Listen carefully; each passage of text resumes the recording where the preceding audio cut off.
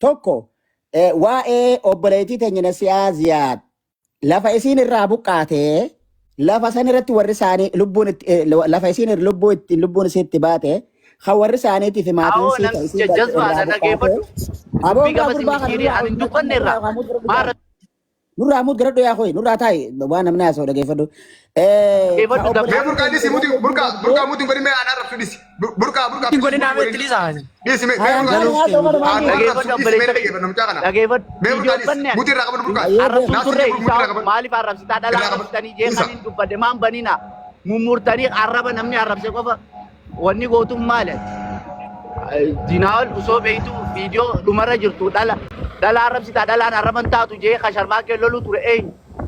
Akkaan ani fiifaa arrabsee takka maa jettan se? Video guutuun dhageeffanne sabni video guutuun dhageeffanne annee kiyyaa. Viidiyoon dhageeffanne guutuu soon dhageeffanne namarra murteessanii arrabaan sosso'anii kijiba nama godhuun maali? Ka Bira dubbachuu ture. jirta wanti isaan dubbatanii fi siin mul'ata iskiriin irratti guddatee siin mul'ata. Dina wala kutaka na shole dis. Burka kutaka na shole dis. Please na shole dis. Koyo kutaka burka dis. Kaya sila dubbaan irraa qabda. Koy. Yoro taka Sila dubbaan irraa ni qabda. Daadatti arrabsitu. Abona dhaggeeffadhu obboleessa kiyya. Ani nama sirba joostii walitti ergatee walii barreessaa turreen hin beekta rakkoo akkaan sirraan qabdu. Waan akka rakkoo sirraan qabdu. Dhaggeeffadhu roostii minaamin hin jiin. Ati Na dhaggeeffadhu kutaka rakkinoo dura. dhuunfaan irraa qabaatte hoo Oromummaa hoo Rakkina dhuunfaa akkaan sirraan qabne atuma qabaata naaf bajjaasaa turre yaade. Na beektaami? Lubbuudha. Ati dhaggeeffadhu gaafa ummaaleen teenya diree dhawaa dhufen guutii. Yeroo takka na dhaggeeffadhu ani kiyya. Lolaa turre haa Koy, dhaggeeffadhu haadha teenya koy, takka na qabachiisu dhaggeeffadhu. magaalaa diree dhawaa keessatti. Aboo gurbaati rabbi jirta mootaa uma jirta qoy rabbi sodaadhu. Awaa geeroo Ale. an siddisi. Jachaa shanii sira qabsaa'aadhaati as gubbaa baatee. Ati narra qabsaawaadha, narra sabboonaadha, narra beekaadha, ati narra guddaadha, rakkoon qabu akkaan jeena Kabaja akka wal dura jiru dhuunfaa hoo sirraan waliin qabu. kabanye dhaggeeffadhu. Tiktooka amma bacbacii qabaate kanaan fooloora kuma 400 qaba. Kun maraata nama gurbaanii khalaas. Haadha namaan Rabbi jira qoy jiran. Nasraataan nama hojii. Rabbi jira wallah. Aboo aanee naasi balleesse si Haadha narra nama guddaadha, naasi arrabsitee balleesse okkee rakkoon qabu wayyee obsi amma. Waan nama laal. Hayyee naasi balleesse abbaa kiyya. Kana namaanuu jeen beekon. Okkee naasi balleesse rakkoon qabu. Anaasi balleesse hayyee. Dhaggeeffadhu wanni dhimma kee gootee keessan namarra. Hayyee anaasi balleesse okkee. Waan akkanaa rabbiin si dhiise. Anaasi balleesse. Abo salami dhaggeeffadhu kana mana dhaggeeffadhu. Kon kaamal ta'e kun. Farshoo nu jedhamte abbaa keetii farshoo warra dirree akka waan mana dhaggeeffadhu si salama dhaggeeffadhu nama maal abbaa keetii dhaggeeffadhu. Waliin arrabsinaa nu gubbatti maal taatan? Maal abbaa keetii kun. Caalaa wata kallee injiniin. Caalaa nuti wata kallee injiniin. Sinaatti balleesse anaa dhiifama gaafata. Aborosii dawaluun na raarsa. Anaa dhiifama gaafata. Wallahi naatti balleesse. Laali sillachuutu miira keessa seentanii Inumaa dabbaa dhaggeeffadhu nuti duraanuu. Aboo dhagee salami na dhagayeetu. Caalaa kiyya obsa kutak. Hojiin teenya tanaafi gana aanee gana mataan si baafata jechuun sin dhiifne. Atuu sin dhiifne khalaas. Haanatu mura koon qabu obboleessa kiyya caalaa naaf kutak. Naaf aborosii naatti balleesse. obboleeyyan yennee walitti yaamtanii kanaafuu obboleeyyan wal duranii akka hin deemne barbaannamoo kam ta dubbannuufis teenyaane dabbaalis teenyaami waan abaanne us kaasaati usus hin dandeessu rakkoonii bara anneenis aaree afaan hin dabrin atis dabbaal aartee afaan hin dabrin annee kiyya waan takkaan siin ja'a haadhatii akkana jettee miti jette tadee reefu obboleestii tee sagalee saniin dhaggeeffatte bakka haadhateetii san kaayin siin jaan kana quba qabaadha akka amma aartee onnattee dubbatte kanatti dubbachuu sirra tureen siin je haganuma dhumte dubbiin dabbaal dhiifama jetteeni mi dhiifama waliin jaa Ayye anammalee rakkoo irraa hin qabu. nurraan hambisinaa yaa dubbii Dhiifama jeetiin jira rakkoo irraa hin qabu. Shabaqaasaa buusaa ol deebi'ee hin rakkoon qabu. Mee akkuma inni ta'u woomanni haasoo qofa dhaggeeffanna jara keenya Oromoo rabbi sodaadha. Ayidaa namni biyya waraabuu malee gasteetti haasoo hin qabu. Carraa keenya bira lallaaqina kaa. Carraa kanarratti hin ibsaanii. Laali burqaa kiyya amma bar tartiibaan dubbachuu isaanii illee dhiifnee jira nama komatti iyyuu jira. Mee wanta kaan isin himaa. Shaarmaar keeneda dhufeeti gartee arraba gartee gurratti illee dhageeffachuudhaaf qaama kana sur nama godhu. Akkasitti gartee micootan arrabse taakka jaa. Arrabni inni gartee duniidhaan jee fi hangaatuudhaan jee akka namni kun wal fixu gartee harasitti nama of takka qabaddaa. Aaneen keenyaas dhufeeti gartanii osoo dogongora jiru ijaan sirritti argu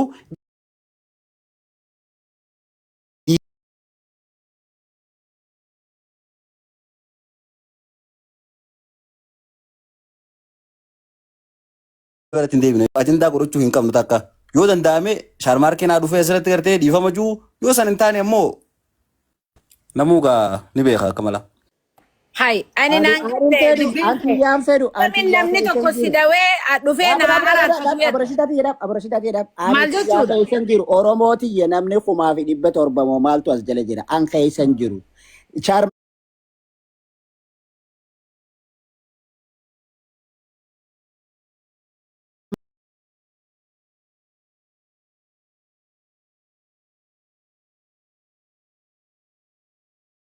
Iccitii Oromoon walgahii takka godhachuu akka hin dandeenyetti akka keessaa mul'atuuf akka keessa taa'uuf dhufee siif kufee si gaafata dhiifama. Because boru si wajji taa'ee iccitii ta'een harkatu yoo sin addaan bee. Yoo si dhiifama si gaafatee nuti tokko tana hin lallabsine boru iccitii eeggattan.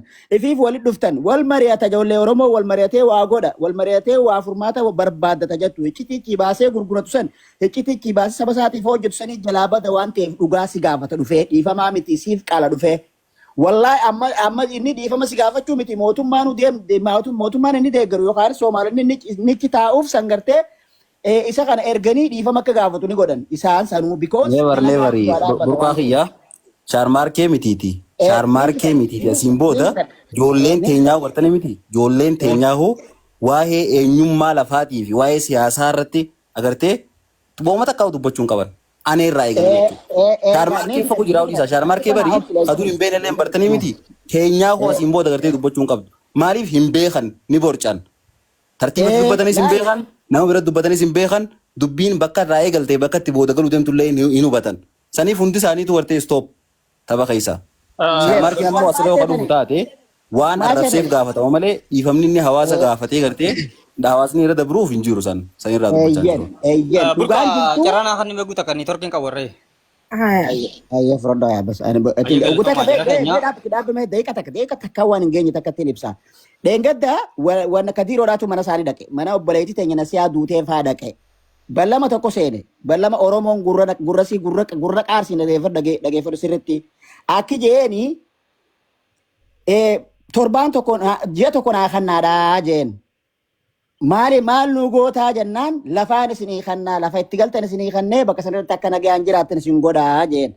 Duuba lafa teenya hooyii jennaan lafa teessan sanii wannaan godhuufadha. Maali maqaansi kaambiin godhuufadha. Akkas jechuun maal jechuudha afaan siyaasaatiin Soomaalota irraa kaasuu dadhabee Soomaalotaafiin kanne lafti san maqaa Oromummaa dubbatti lafa ganda abdii boruu ja'aniini maqaan sanii fi lafti san akka jijjiiramtuuf Soomaalee isin ajjeeftee irraa kaasuu hin danda'u.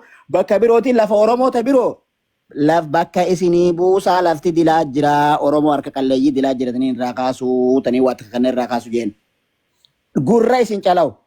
Dhiini siitis tahee lafti isin dhiiga irratti irra gannaytes tahee daangaan keenya lafti teenya arra yoo dadhabnes yoo hifannes yoo laaffannes abadilla abad namni lafa san keessa qubatee dhiigaan irraa kaasee lafa isaarra gubee qawweedhaan dhash godhee haadha ilmaanii irraa kaasee lafti san jijjiiramtee Soomaaleef kennamte taanaan Soomaaleen san lafa san irra jiraattee nagayaan akka hin jiraanne jala sararaa fudhadhaa jechuudha. Dhiinni san ittuma fufa Soomaalee taatu lafa san inni gadu mana qamaa fudhatama akka hin qabne asumaan dhaammachuun fadhaa. Sarmaarkee miti abbaan sarmaatu jechuudha. Ogutaa galaa jira keenya. Ogutaa qabaan isin hubachuu qabdan takka. Waa'ee shaarmarkeedhaa. Isin hundinuu asitanii jirtan. Shaarmarkeen dhiifama jechuu baatee waan isaa waan takka waan irraa goonu qabu. Nuti amma hawaayee haasa'u jirruu fi gurbaan deengadda akka Oromootti akka obboleessaatti nyaachifnee obaafnee gaafa jaartillee akka miikaatti afuuftee darbitu gargaarree sagalee wajjin tahaa turree fi qabaa turre nu gane. Haga keenya awwaale. Gaafa kana gannu immoo nama guddaa goonee duraan irra waa eeggannee osoo hin taane firaa fi diinaa adda baruu akka irraa fagaannu eenyu akka inni ta'e barree jirraa wal barsiisuu qofa. Namni agandaa isa godhatee hin jiru. Namni maqaa isaa kaasee hin jiru. Namni suuraa isaa asirra kaatee hin jiru. Agandaa illee hin goone namnummaan isaa arrabsu tokko hin jiru. Mana biraallee turree dhufne anis manaan bade. Suuraan nuti nama asirra kaannee nama sadii. Kadira namaa kan yeroo hunda asirra nama arrabsu. Gurbaan kaan ka'ee Oromoo guutuu arrabsi. Kaan ammoo bulchiinsaa akka bultaatti waa gaafachaa jirrudha. As keessatti wallabdee edda dhufee fi bakka edetti inni nama arrabse kaja'amuun duniyaa arginaan mana isaatti nama arrabseedhaan sagaleen kun dhufe achirratti maqaan aanee ka'e malee namni aanee as keessa galchee hin jiru. Aanee kasiyaamneef kasitti haasaa jirruu fi akka nama kalee waan gaarii godhaa turee fi waan gaarii godhuu ta'u akka namaaf dirraa qabnu garuu akka carraa nama eda dogoggore si gooneetti dogoggora isa yoo sirreeffatte kenne yoo nu wajji walii galte kenne sitti haasaa jirra. Diddee akka nama rafu duruutti fidoo waraabuu malee keessatti irratti haasawuu wallaalteef maa hunda laayitee anaa waan mira keessa nagalchite anaa situ kun barbaan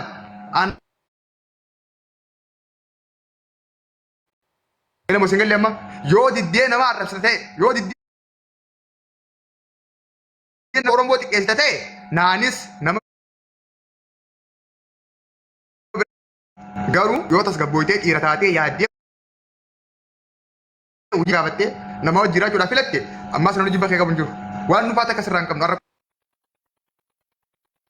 kan sirraa hin qabne beektaatu garuu ta'ee taate arrabsaa bulte obboleettii teetti ammas qarraa ni qabda kootu uummata kana dhiifama gaafadhu isiinlee dhiifama gaafadhu agandaa hunda keessaa bahii qulqullaahii maqaa keetii fi jireenya kan kee lafarraa jiraadhu uummata keetii yoo dandeesse sagalee ta'e yoo dadhabde galee raffi. Waliin gal lakki jettee okkana keetii ni keena. Mee dabbal jaranaa kan nagzee takkaa jiru. Siniifi kannina. Haati isaa haadha keeti. Tole. Okay, galatoomii laali jira keenya waan kana yeroo dheeraa Korata abrasidaadha kan koy Korata abrasidaadha kan koy waan jecha kana taate bultu yoo sirba ta'uu deemti. Kooti deemna kan ni. Badda yee boos. Laal anne dhiifama horataa kiyya.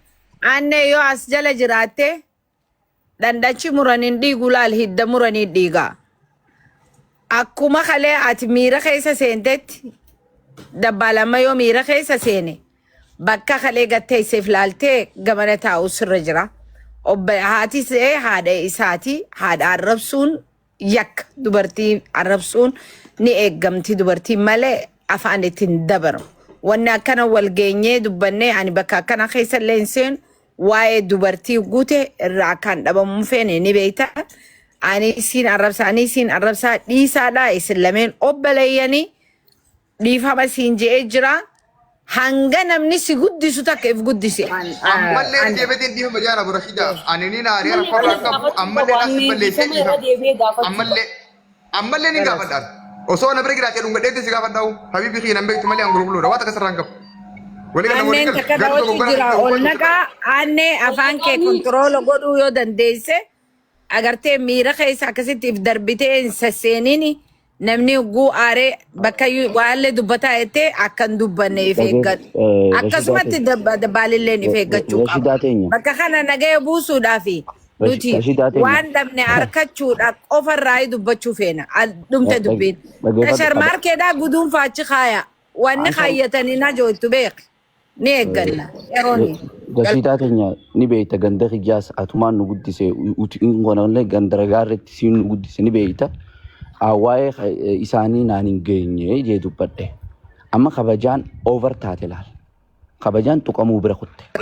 Anne ammaas laal kaduraal boocame irratti hin dabalin wanni asitti ol deebiteef dhiifama obboleessi keessi hin jiru fudhachuu ati ammoo dila uummataa kanarratti dhiifama obboleettii teetiin ji'i jechuurra ati deebisaa kana deebisuurra naannoottee dubbii keessa dubbachuurra dabbaan irraa gabbus anneen ergama qaba. Anneen sun dandeenya akkam godhan. Wallahi ergama qaba dhiifama kajedhe nuti qabu.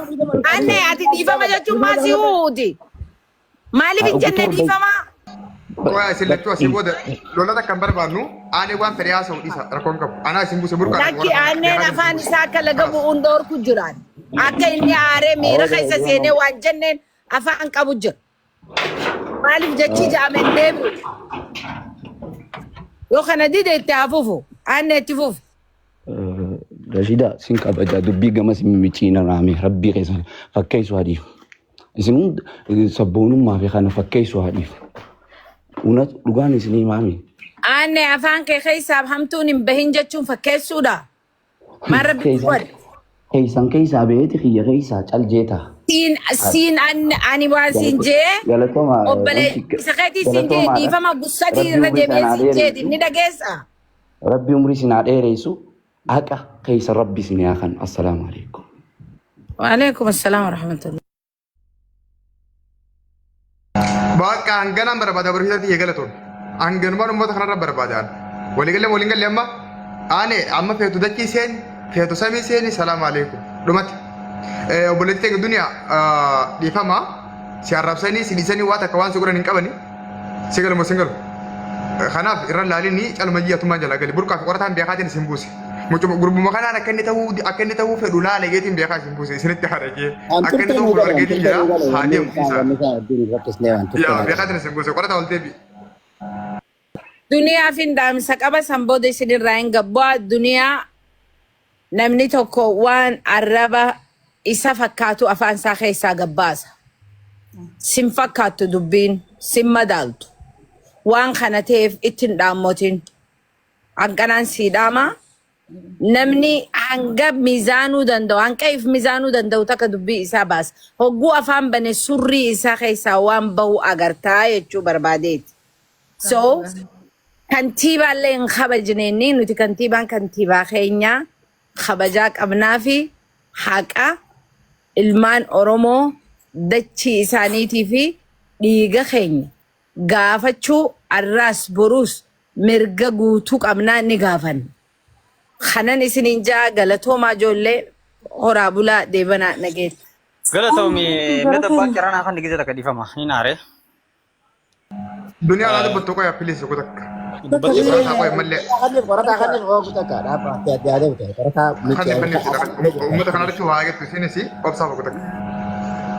Barasus majala turre bar laal wanni nama ajaa'ibsiisu dabbal keenya haati haadha. Munaa keenya qoya yoo takka qoya.